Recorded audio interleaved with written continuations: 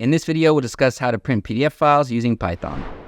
All right, welcome to this tutorial on how to print PDF files using Python and IronPDF.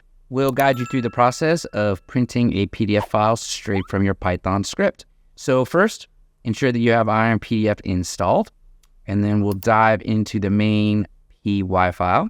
First, we'll import the dependencies and set up your IronPDF license key.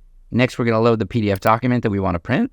We'll use the from file method to load the PDF file named URL to pdf.pdf, and we'll load that into our script. To print the PDF, we use the print method.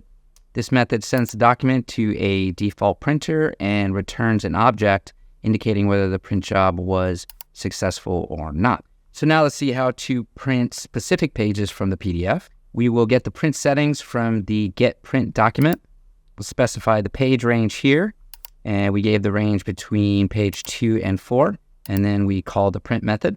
So let's run our script, and once it's executed, the PDF should be sent to our printer. So after running the code, let's check the output in the console. If result 1 has an object, it means the entire PDF was printed successfully.